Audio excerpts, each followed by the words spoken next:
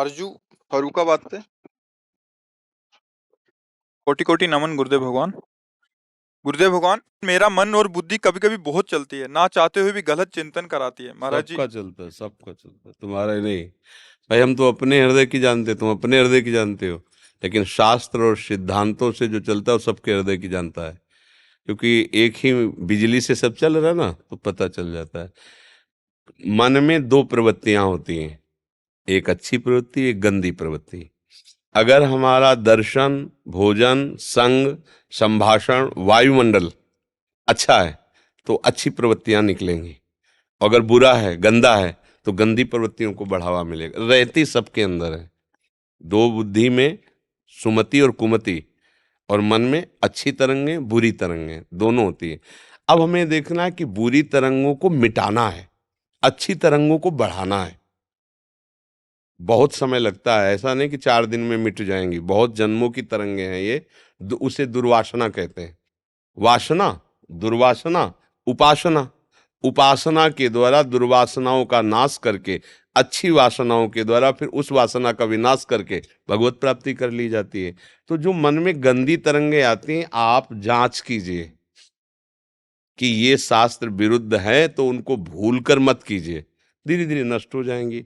मन को गंदी तरंगों में बढ़ने के लिए बढ़ावा मत दीजिए, जैसे गंदा भोजन, गंदा दृश्य, गंदी बातें, गंदा संग, तो फिर आप नहीं रोक पाएंगे, वो तो बढ़ाओ उन्हीं तरंगों का हो रहा। सत्संग सुना, नाम जप किया, ठाकुर सेवा की, फिर भी गंदी तरंगे उठ रहे हैं, तो वो उठ नहीं रही, वो नष्ट हो रहे हैं। क्योंकि अब अच्छी तरंगे जा रहे हैं, तो एक दिन गंदी तरंगों का नाश हो जाएगा, वो अच्छी सुंदर भावात्मक तरंगे जिसमें आप आनंदित होने लगे। घबराने का विषय नहीं है, रोग बहुत पुराना है, दवा अमोघ है, बस पाते रहिए और संयम से रहिए, ठीक हो जाएगा एक दिन मन। सबको ये पीड़ा सहनी पड़ती, गंदी तरंगे सबके अंदर आती है। नाम जप से, भगवत प्रसाद से, गुरु कृपा से ये धीरे धीरे नष्ट हो जाती है, पर धीरे धीरे। एकदम कि आज राधा बोला खत्म, ऐसा नहीं होता है। धीरे धीरे होता है। करिश्मा जी फरुखाबाद से। सदगुरुदेव भगवान, आपके चरणों में कोटि कोटि नमन। भगवान, मुझे परीक्षा देने के लिए बाहर जाना होता है तथा परीक्षा कक्ष में कुछ भी धारण करके जाने की अनुमति नहीं होती। मैंने गुरु प्रदत्त कंठी धारण कर रखी है। ऐसी विषम परिस्थिति में मुझे क्या करना चाहिए? कृपया मेरा मार्गदर्शन करें। ये कोई खास बात नहीं, जैसे उसमें एक वो मशीन होती है जिसमें लेटा के अंदर एक्सरा किया जाता है, कौन सी? एमआरआई। MRI। उसमें तो हमारी भी कंठी उतारी गई थी कि कंठी आप बाहर रख दीजिए।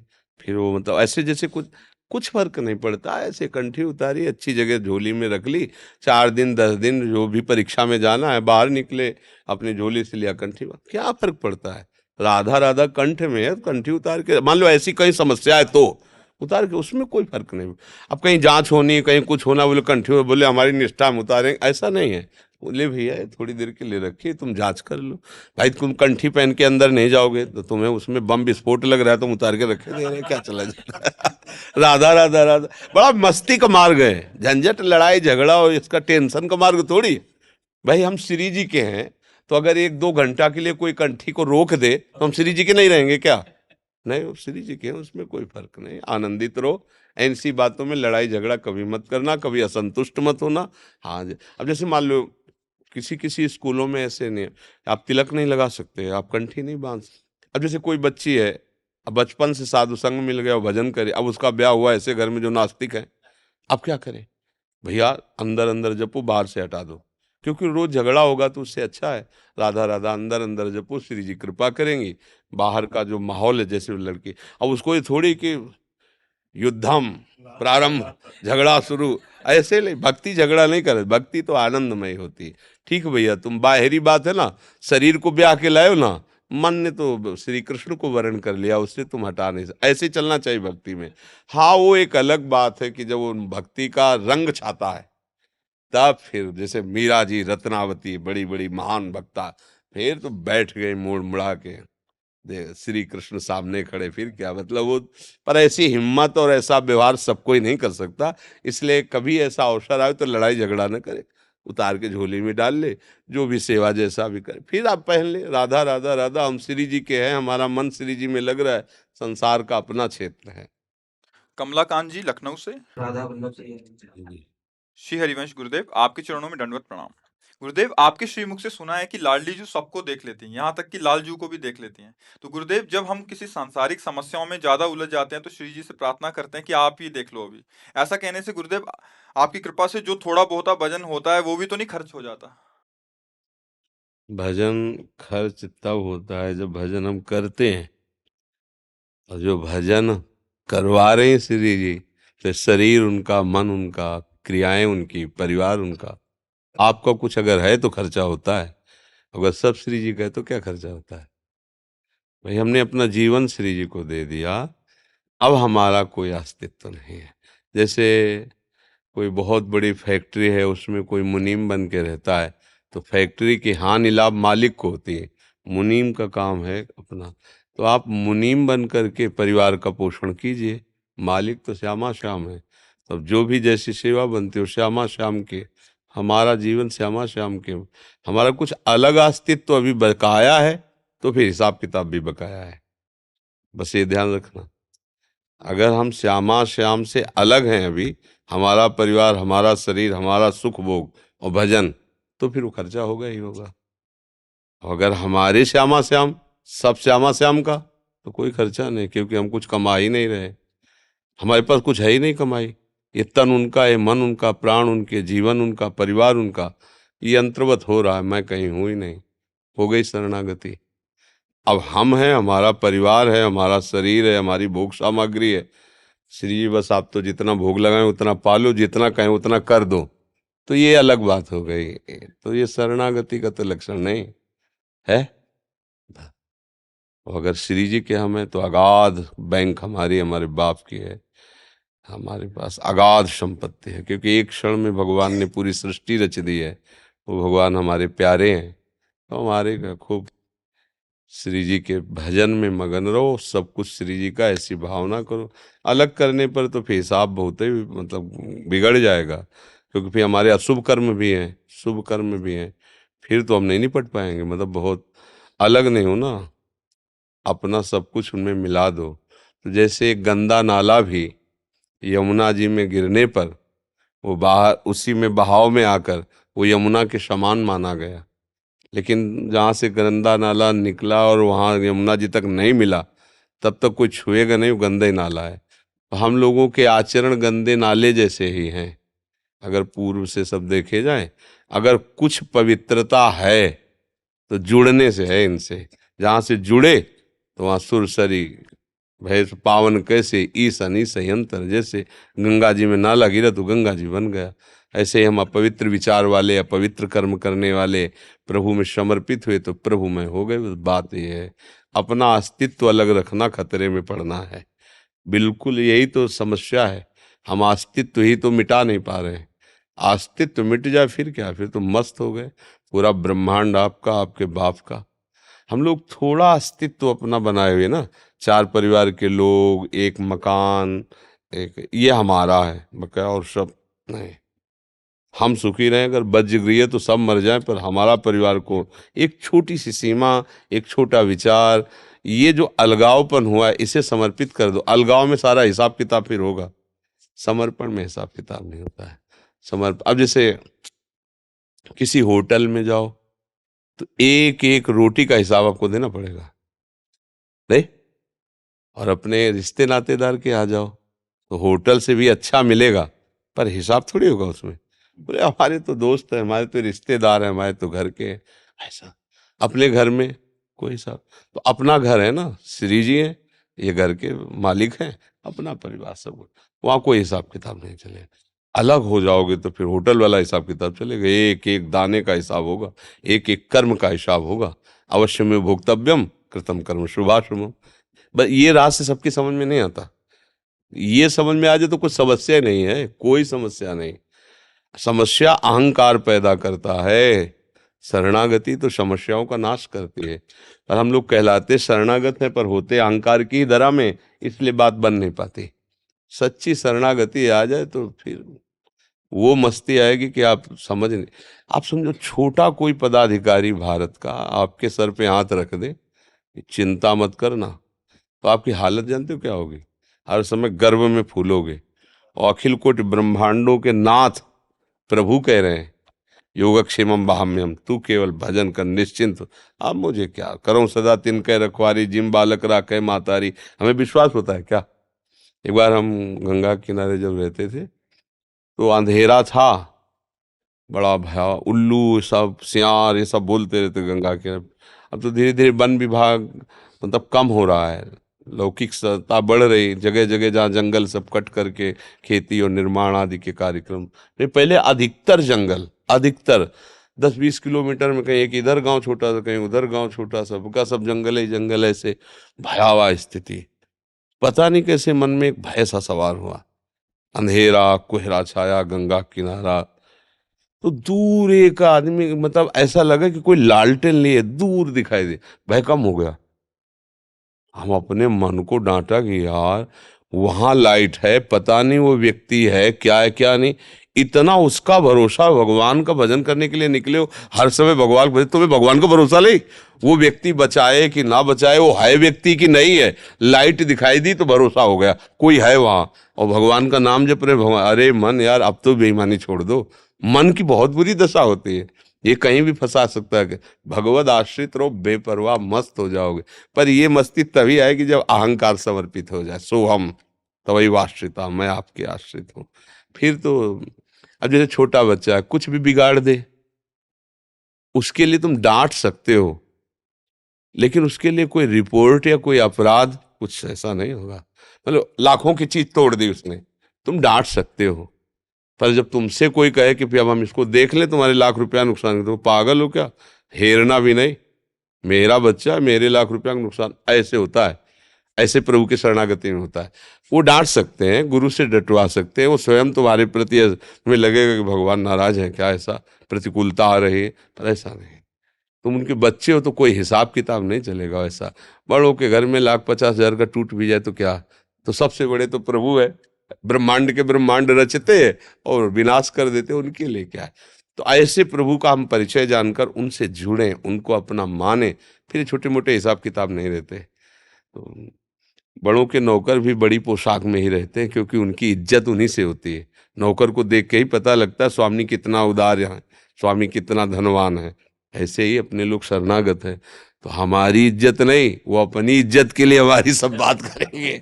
हाँ, जैसे नौकर है ना, अगर फटा पुराना कपड़ा पहने तो उसको तुरंत अच्छे जो को, यार तुम मतलब दिमाग खराब तुम्हारा, तुम मेरे ड्राइवर हो, तुम मेरे अंगरक्षक हो, तुम मेरे गार्ड हो, ऐसे कपड़े पहने हुए लोग क्या कहेंगे कि यार मतलब जब ये पहनो कपड़े, ये पहन लो, ये वो अपनी पोजीशन में रखेगा आपको।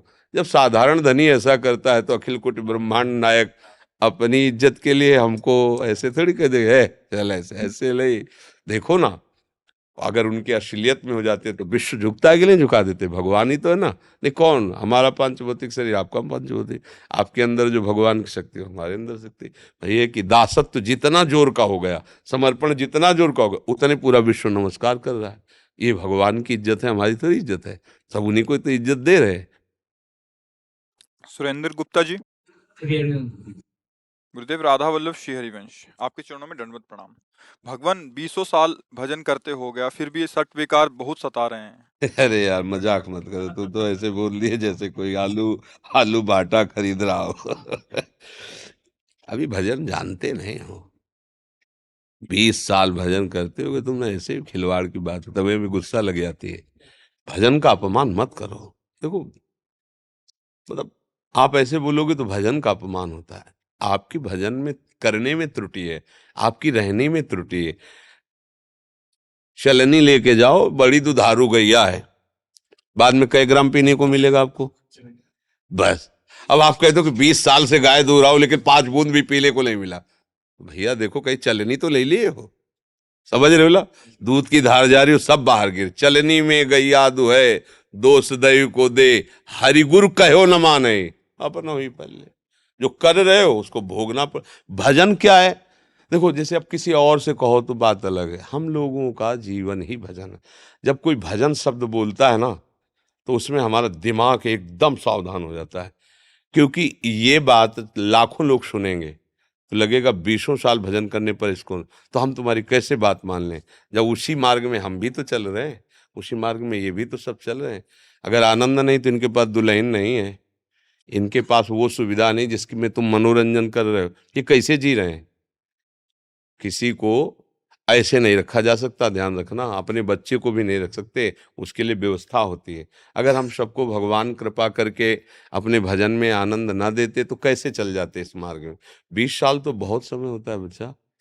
त्रुटि तुम कर रहे हो भजन के साथ। त्रुटि, गाय बढ़िया है, दूध बढ़िया है, पर तुम्हारी जो त्रुटि है दोहने की, वो पात्र सही नहीं है, इसलिए टिक नहीं पा रहा है। पात्र सही कर लो। अभी पहले ही शब्द गलत है, 20 साल भजन करते हो गए। आप कर रहे हो ना, आप कर रहे हो, भजन हो ही नहीं रहा, क्योंकि कर्ता क्रिया, अभी कारण को तुम जान ही नहीं पाए तो भजन क्या हो रहा है? भजन किसे कहते हैं तुम्हें बताएं? भोरी सखी जी कह रही हैं, नाम श्वास दो बिलग चलत है, इनको भेद नमो को भावे। श्वास ही नाम, नाम ही श्वासा, नाम श्वास को भेद मिटावे। रोम रोम जब रग रग बोले, तब कछ स्वाद नाम को पा। कब कभी रोम रोम रोमान, कैसी बात करते हो? अगर आज्ञा उल्लंघन करोगे तो पास रहते हुए भी तुम्हें लाभ नहीं मिलेगा। ये कोई रसगुल्ला थोड़ी कि भैया ऐसे खवा दें और तुम खा लो। गलती करोगे, त्रुटि करोगे, अपराध करोगे, भोगों में रति करोगे, भजन का कैसे तुमको समझ में आएगा? अभी भजन जाना ही नहीं, तुम भजन किसे कहते हो? अरे थोड़ी क्रिया कर ली तो तुम उसे भजन कहते हो क्या? अरे तुम्हारा स्वरूप सच्चिदानंदमय है, तुम्हारा स्वरूप सच्चिदानंदमय है, कोई विकार तुम्हें छू नहीं सकता। तुम कहाँ हो? देह में। तुम कहाँ हो? अंतःकरण में। अभी भजन जाने कहाँ से? शब्द बोल दिए कि 20 वर्ष हो गए, 20 नहीं, 20 हो गया ना, 20 वर्ष हो गए। अब दूसरे के सामने बोलोगे तो कहेगा ऐसा, लेकिन हम तो टूट पड़ेंगे तुम्हारे ऊपर। बोलो क्या ऐसा मत बोलो, क्योंकि इससे भजन का अपमान होता है। आप कैसे कह रहे हो 20 वर्ष भजन करते हो गए, 20, और मुझे विकारों का अस्तित्व आप भैया, प्याज की यहाँ ऐसे दबा लो, अब इसके बाद आप देखो आपका तापमान बढ़ जाएगा शरीर का। फिर न पोआ कि हमें बुखार आ रहा है, तो आपको बिना बुखार के आपको बुखार लगेगा। कह दो हमें दुर्गंध आ रही, कांख में दबाए तुम अपने। तुम पकड़े हो काम, क्रोध, लोभ, मोह, मद, मत्सर। कह रहे हो हम 20 साल हो गए भजन करते हुए। जरा 1 मिनट हट के देखो इनसे, फिर चित्त को प्रभु में जोड़ो। कोई तुम्हें नहीं पकड़े, तुमने पकड़ रखा है। बंधे हो कीर मरकट की नाई, तुम स्वयं पकड़ रखे हो। देखो आप अंदर से, भोगों को तुम पकड़ रखे हो। तुम्हें कोई भोग पकड़े? बोलो यहाँ कौन सा तुम्हारी विकार सवार है? काम सवार है कि क्रोध सवार है कि लोभ सवार? क्यों? इस समय तुम सत्संग को पकड़ रहे हो, उस समय तुम भोग को पकड़ रहे हो। अगर तुम भजन को पकड़ लो तो कुछ समय के बाद भजन तुम्हें पकड़ लेगा। अभ्यास है। जैसे हम अभी आपसे कह दें कि आप अगर हमें गुरु मानते हो, संत मानते हो, तो 20 साल से तुम्हें कोई लाभ नहीं मिला, आज से कसम है, जो तुम 20 साल करते बिल्कुल नहीं करोगे। 24 घंटे बिना किए हमें नजर आओ, तो आप रह सकते हो क्या? बोलो आप रह? अगर वास्तविक तुम 1000-2000 बार भी नाम जप करते हो तो तुम हमारी कसम नहीं सह पाओगे, नहीं रह पाओगे, वो निकली जाएगा नाम। ये छोटी मोटी बात है? प्रभु का नाम तुम्हें कसम दिला दे तो भी तुम नहीं छोड़ पाओगे, ये तुम्हें प्राप्त हुआ है। अगर थोड़ा भी कर रहे हो, और अगर आप रहनी के अनुसार भजन करते, 20 साल तो बहुत होते हैं भैया। 12 साल में तो सिद्धि आ जाती है। किसी भी साधना को की जाए बिल्कुल धीमी चाल से की जाए, भ्रष्ट आचरण भर ना हो, गलती ना हो, तो 12 साल में परिपक्व अवस्था आने लगती है। 12 साल में तो काम का आदमी हो जाता है, और आप 20 साल की बात कर रहे हो। तो इसलिए ऐसा तो कभी मत बोलना आप, इससे हमारे प्रभु के भजन का अपमान होता है। गलतियां हमारी होती हैं, त्रुटियां हमारी होती हैं, हम ही पकड़े हैं विकारों को। अच्छा, काम कब सताता है? जब आप अपने को पुरुष मानते हो, तभी तो काम सताएगा। क्या तुम पुरुष हो? क्या पहले पुरुष थे? क्या आगे पुरुष रहोगे? अरे कुछ समय के लिए शरीर की पोशाक मिली पुरुष शरीर में, तो धर्मयुक्त अगर ब्याह हुआ है तो जब संतानोत्पत्ति रूपी भाव, अभी सब खत्म हो जाए, अभी भजन का रंग आ जाएगा। पर ऐसा नहीं है। बातें बनाना अलग है और सतमार्ग में चलना अलग है। हम लोग सतमार्ग की अवहेलना करते हैं, इसीलिए भजन का रंग नहीं आता। नहीं, भजन का रंग, अरे ऐसे आप सोचो, 13-14 वर्ष का बालक, अकेले गंगा किनारे, कोई सुविधा नहीं, तो हम तो ये नहीं कह रहे थे कि उस समय हम 20 वर्ष का भजन किए थे, हम तो 20 के थे भी नहीं, 13-14 से निकले थे। पर उमंग, उत्साह और भरोसा, किसी का कोई सार, जिस समय माता पिता की छाया में व्यतीत करने का, खेलने का समय होता है, उस समय भगवान ने हमें निकाला, और उस समय से आज तक विश्वास में त्रुटि नहीं हुई, कभी धोखा नहीं। एक प्यार में होता है, जैसे हम आपसे बहुत प्यार करते हैं तो कभी कभी गुस्सा भी आ जाएगी, क्योंकि अपने ही है ना, तो कभी कभी वो आता है, होता है ऐसा। वो बात अलग है कि कभी प्रभु से लड़े, पर अविश्वास नहीं। लड़ेंगे तो आपसे, प्रेम करेंगे तो आपसे, दूसरा तो कोई है नहीं। ये कि मुझे विकार सता रहे हैं तो मेरे भजन का फल क्या हुआ, ये अब हमें नहीं सोचना है, हमें सोच ही नहीं रखनी है।